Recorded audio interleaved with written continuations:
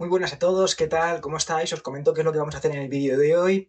En este vídeo vamos a tratar la ética kantiana. Vamos a comenzar con la filosofía de Immanuel Kant, a quien vamos a dedicar varios vídeos, y vamos a comenzar con su ética, ya que me parece que es una buena forma de introducirnos en su filosofía. En este vídeo concretamente vamos a introducir las ideas fundamentales de su ética, centrándonos en el hecho de que la ética de Kant es una ética deontológica. Esto es una ética que se basa en el deber.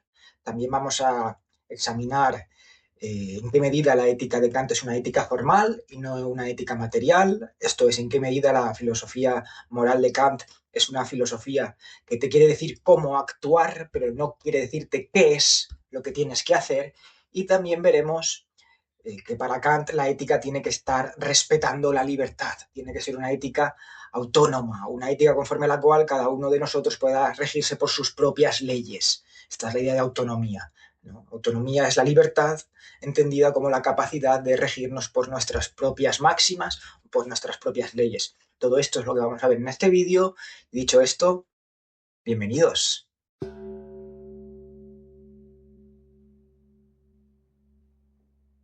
La ética o filosofía moral es una rama de la filosofía que se encarga de buscar criterios a partir de los cuales nosotros podamos orientar nuestras acciones y orientar nuestra vida.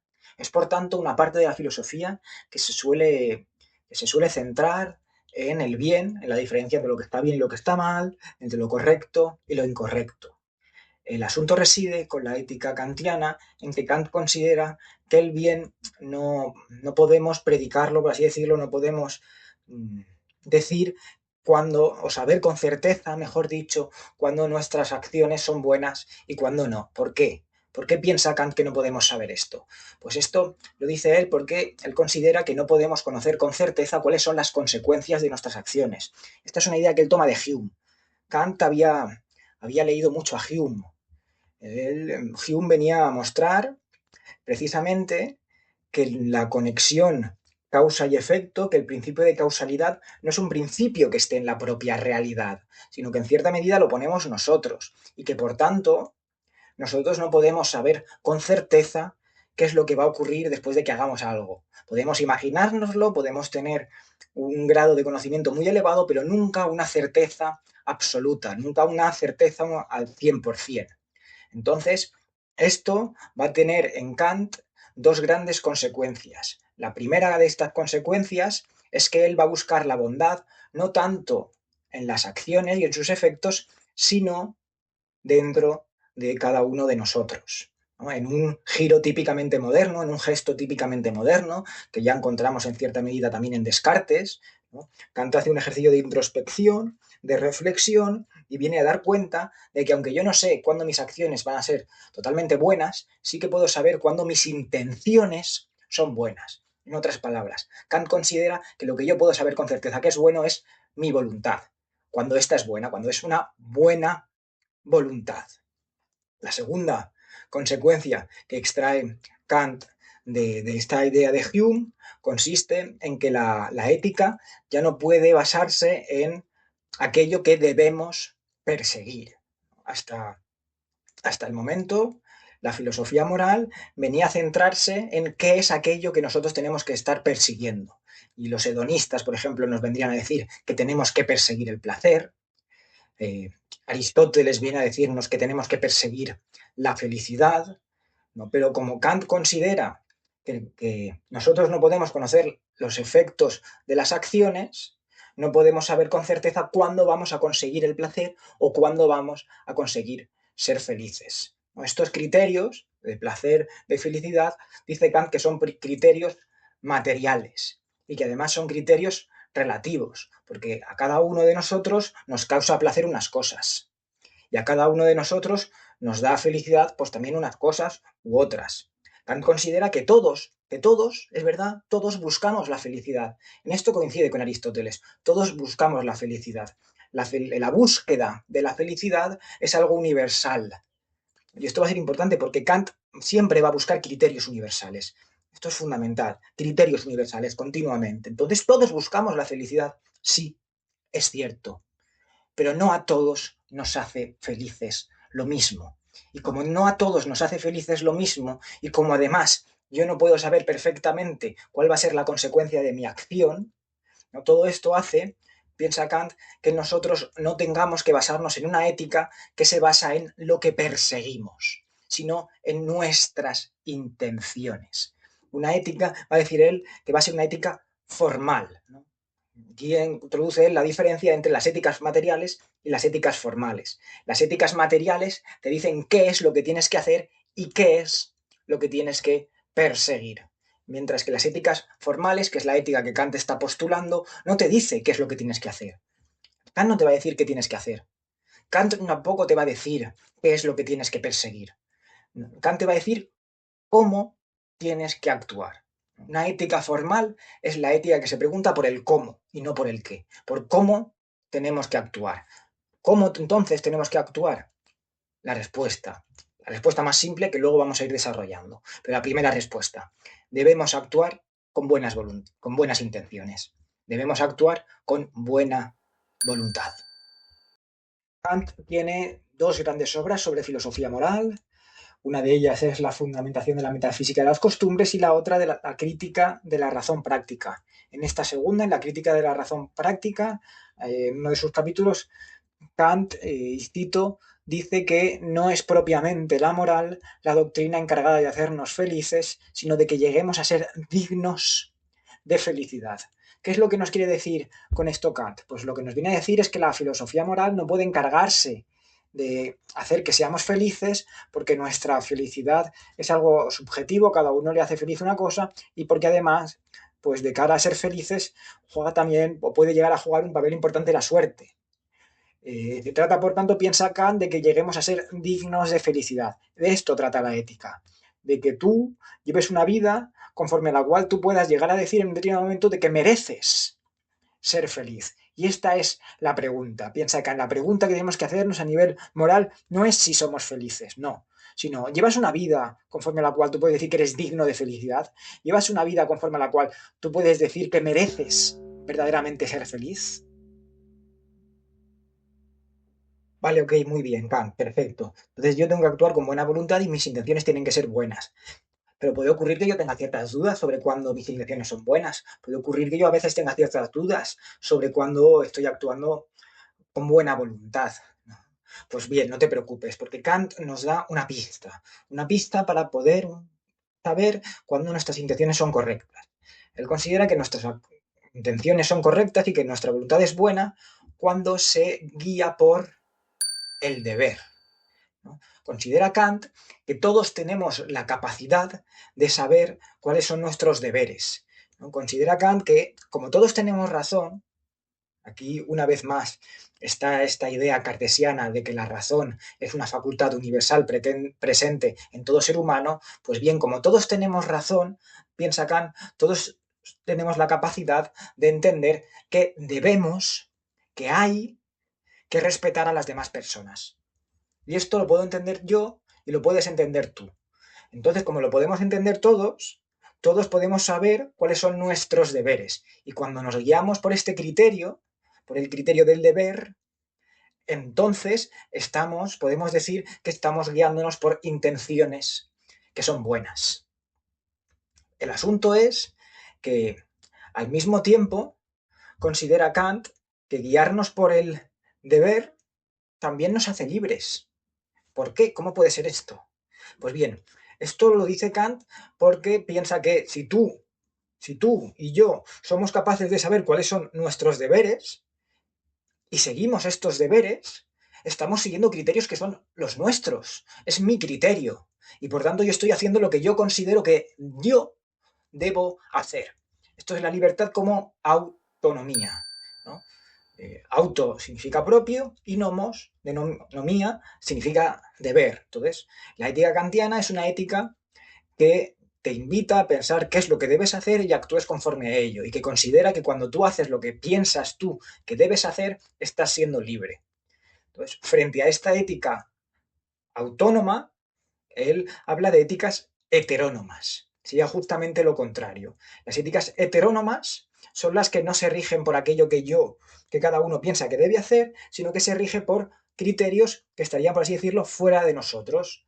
Son las éticas materiales que hemos dicho antes, las éticas que nos dicen qué es lo que tenemos que perseguir. Cuando a mí me dicen que yo lo que tengo que hacer es perseguir la felicidad y que la felicidad es una determinada cosa y se consigue de una determinada forma y solo de esa forma, piensa él, Kant, que me están dando criterios que son externos a mí. Y cuando, por ejemplo, una ética cristiana me dice que no tengo que pecar y me dice cuando algo es pecado, me está dando criterios exteriores y externos a mí. No está cultivando mi capacidad para que yo me rija por mis propios criterios, por mis propias ideas, por todo aquello que yo considero que es lo que debo hacer. El asunto, además, como digo, es que esa capacidad la tenemos toda, la capacidad de regirnos por nuestros propios deberes es una capacidad racional y por tanto la tenemos todos. En resumen, el deber es precisamente, ¿no? La obligación es precisamente lo que permite para Kant la libertad. Y todo esto, ¿no?, se resume en el hecho de que la ética kantiana es una ética, se suele denominar deontológica. Cuando hablamos de deontología o de ética deontológica, hablamos precisamente de una ética que se rige por los deberes y considera que lo más importante, que el fundamento de la ética es el deber, o, en palabras de Kant, el imperativo. Una obligación, un deber, es un imperativo. Y Kant va a hablarnos de dos tipos de imperativos: el imperativo hipotético y el imperativo categórico. Pero antes de explicar la diferencia entre un imperativo hipotético y un imperativo categórico, conviene matizar un poquito más cuál es la importancia, por qué incide tanto en el hecho de que tenemos que seguir nuestras obligaciones, tenemos que cultivar una ética deontológica, una ética basada en el deber, en la obligación, en el imperativo. El asunto, dice Kant, es que nuestra voluntad tiene como dos bases. Por un lado, nuestra voluntad se basa en la razón y por otro lado, nuestra voluntad se basa en el deseo. Entonces, el asunto es que aunque nosotros a veces podemos conocer racionalmente lo que tenemos, lo mejor, que es lo que tenemos que hacer, ¿no?, nuestro deseo, nuestro apetito nos puede conducir en otra dirección. Y tú a veces sientes que debes estar estudiando, pero a ti lo que te apetece es salir a la calle y estar con tus colegas o con tus amigas o lo que sea, porque hace un día buenísimo, un sol genial, y lo que le apetece al cuerpo, lo que uno desea, es no estar estudiando y encerrado en casa, sino salir a la calle. Entonces, precisamente hablamos de una ética de la obligación porque considera Kant que existe este conflicto muchas veces entre la razón y el deseo. Y nuestra razón tiene que ser capaz de obligarnos a nosotros mismos, ¿no?, cuando nuestros deseos van en otra dirección. En otras palabras, eh, hablamos de obligación cuando consideramos que es necesario hacer una cosa, pero aunque es necesario, no queremos hacerlo, ¿no? Y la obligación es precisamente eh, mm, constreñirnos, ¿no?, convertir esa necesidad en un imperativo, ¿no?, que sea capaz de orientar nuestros deseos o nuestros apetitos. Bien, entonces, como digo, Kant considera que podemos hablar de dos tipos de imperativos o dos tipos de obligaciones o de deberes: el imperativo hipotético y el imperativo categórico. Los imperativos hipotéticos, perdón, son aquellas obligaciones o deberes que es necesario que nosotros hagamos o que sigamos para conseguir otra cosa. En otras palabras, o mejor dicho, pongo un ejemplo, ¿no?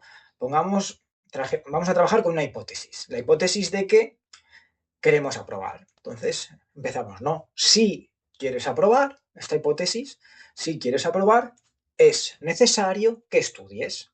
Esto sería un imperativo hipotético, una cosa que tú debes hacer, que es necesario que tú hagas con vistas, con el fin, con el objetivo de conseguir algo. Si quieres trabajar y tener un buen trabajo, pues es necesario que estudies, que te formes, que recibas una formación, ¿no? Entonces, otra vez, una obligación, pero que es una obligación con el objetivo de conseguir otra cosa, ¿no? Entonces, considera Kant que este tipo de obligaciones, que este tipo de imperativos, los hipotéticos, no son universales, porque dependen de cuál es tu objetivo, y cada uno puede tener unos objetivos distintos.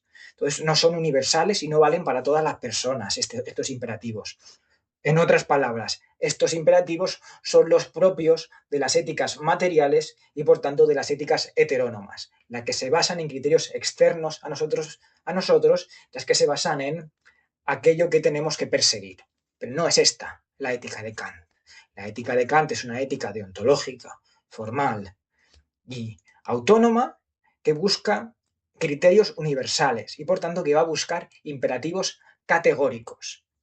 El imperativo categórico es ese deber que tú tienes que hacer, que tienes que seguir, porque sí, por así decirlo, que tienes que seguir no para conseguir otra cosa, sino que es un deber propio de absolutamente todos los seres humanos, que todos nosotros, en tanto que humanos, tenemos unos deberes. Y esos deberes son los imperativos categóricos. Deberes absolutos, deberes válidos en todo momento y en todo lugar, que no son válidos porque tú quieres conseguir una cosa, sino que son válidos siempre, que son válidos de forma universal. En la filosofía kantiana, el imperativo categórico tendría dos grandes formas, o lo que normalmente se conoce como las dos formulaciones del imperativo categórico. La primera formulación del imperativo categórico, y cito, establece que debemos actuar o actúa de una forma tal que la máxima conforme tu acción pueda ser elevada a ley universal. Detengámonos en esta primera formulación del imperativo categórico. Lo primero que tenemos que dar cuenta es que él no habla en el imperativo de las acciones, sino de las máximas, ¿no? Actúa de tal manera que la máxima conforme tu acción pueda ser elevada a ley universal. ¿De qué estamos hablando cuando hablamos de máximas? Pues bien, Kant utiliza para definir la máxima la expresión de que la máxima es un principio subjetivo del querer. Ahora bien, ¿esto qué quiere decir? Pues bien, vamos a hacerlo un poquito más sencillo. Una máxima no deja de ser sino la idea que hay detrás, la idea no, perdón, la intención que hay detrás de cada una de tus acciones. Entonces, cuando tú, por ejemplo, te comunicas con un amigo tuyo y le cuentas algo, el hecho es que le estás contando algo, la intención que hay detrás sería, por ejemplo, pues que tú quieres ser honesto con tu amigo. Ser honesto sería la intención, el hecho es que estás hablando y contándole una determinada cosa a tu amigo o a tu amiga. ¿No? Pues como digo, entonces la máxima, por tanto, es la intención y se trata, piensa Kant, de que las máximas, de que estas intenciones puedan llegar a convertirse en leyes universales. ¿No? Es la forma mediante la cual Kant está intentando que el imperativo categórico realmente sea un criterio universal y válido para todos. Y esto lo hace o lo establece diciendo que nuestras intenciones tendrían que poder llegar a ser leyes universales, intenciones presentes en la mentalidad de todas las personas. El ejemplo que estaba pidiendo antes es un buen ejemplo para esto, ¿no? Tú puedes llegar a desear que tu intención de ser honesto sea una intención universal, que esté presente en todas las personas, que sea una ley universal. En este caso sí. Entonces, la honestidad cumpliría con esta primera formulación del imperativo categórico y podríamos decir que la honestidad es universalizable, no universal. Universal, que la honestidad sea universal, que quiere decir que ya de facto, a día de hoy, todo el mundo es honesto. No. Universalizable. Es que quiere decir que es deseable que llegue a ser universal. Entonces, piensa Kant que es deseable, sería deseable que todo el mundo fuese honesto. La honestidad, por tanto, insisto, sería una máxima que cumpliría esta primera formulación, que establece, y una vez más, que debemos actuar de tal forma que la máxima conforme a tu acción sea o pueda ser elevada a ley universal. Siendo esta la primera formulación, la segunda formulación viene a decirnos que debemos actuar de tal forma que, una vez más, la máxima conforme a nuestra acción trate, y aquí la diferencia, a la humanidad, tanto en tu persona como en la persona de cualquier otro, esto es, trate a todas las personas como un fin y no solamente como un medio. ¿Qué es lo que nos quiere transmitir Kant con esta segunda formulación del imperativo categórico? Pues bien, lo primero que tenemos que tener en cuenta es cuál es la diferencia entre los fines, entre lo que es un fin y lo que es un medio. Los medios, ¿no?, son aquellas cosas que nosotros hacemos para conseguir otras cosas, para conseguir objetivos, para conseguir fines. Estudiar tú lo haces para conseguir otra cosa, para conseguir aprobar, para conseguir un trabajo, lo que sea. Entonces, piensa Kant que los medios no son valiosos por sí mismos, son útiles, son importantes en tanto que sirven para otras cosas, pero que sirvan para otras cosas quiere decir que son serviles. Entonces, la importancia, el valor de un medio está en que te permite conseguir esta otra cosa. Y esa cosa, a lo mejor conseguir un trabajo, te permite, es útil, es un buen medio para conseguir dinero. Y conseguir dinero es un buen medio, es útil para conseguir otra cosa.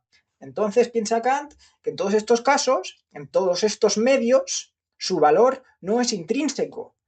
¿No? En los medios, el valor de un medio está en que te permite conseguir otra cosa.